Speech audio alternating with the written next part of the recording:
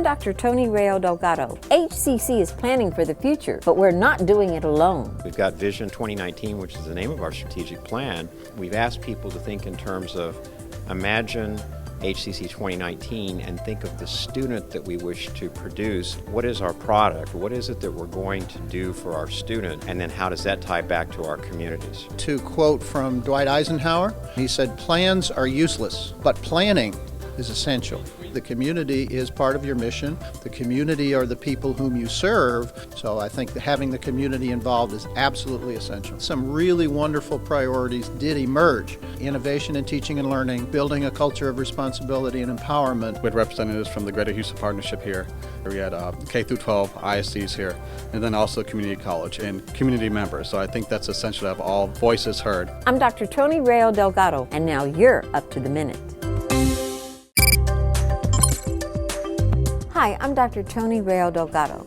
The Texas Higher Education Coordinating Board created a new strategic plan they call 60 by 30 Tex. Its overarching goal states that by 2030, at least 60% of Texans ages 25 to 34 will have a certificate or degree.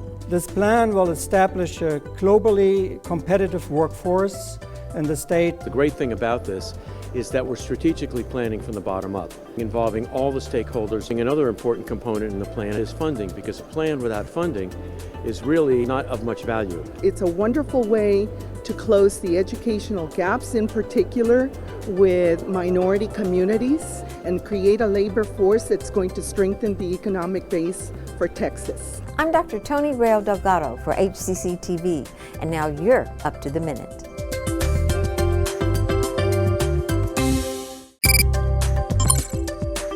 I'm Dr. Tony Rayo Delgado.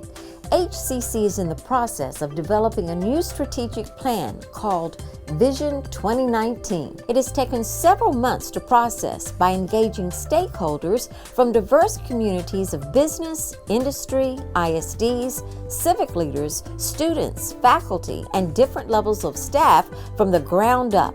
Over 1,200 people through surveys and working committees provided input and feedback to create a well-rounded, innovative, and visionary strategic plan. It's our mission to help meet our students where they are and help them get to where they need to go. And it takes all of us together to do that. It takes the faculty, it takes members of the community where our students are coming from, or where they're headed in their professional lives. We in the liberal arts really appreciate the different perspectives, because only when you get all of the perspectives possible can you get a better picture of reality or what's going on. The contribution that you made isn't going to be taken lightly.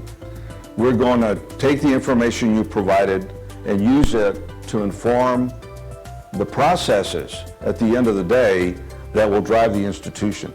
I'm Dr. Tony Rayo Delgado for HCC TV, and now you're up to the minute.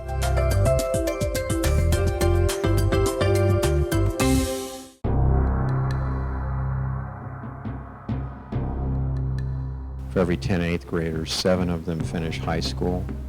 And this is in Texas. 5 of them actually attempt to go to college, but 2 graduate. Those are terrible, terrible numbers. And I think they portend, when I say graduate, I mean with any kind of post-secondary certificate. Those portend very poorly, and this is what keeps me up at night and really gives me passion about what we're doing. You know, those are our friends, neighbors, colleagues. That is our community. And the failure on anyone's part, not casting blame, but just simply the failure to connect with those individuals and to champion their success and get them through our pipelines and get them to not only employment but to a changed life is absolutely huge. We know the transformative value of education, but you know, this really is a challenge for us institutionally. It's a challenge for us as a city and a state and a nation.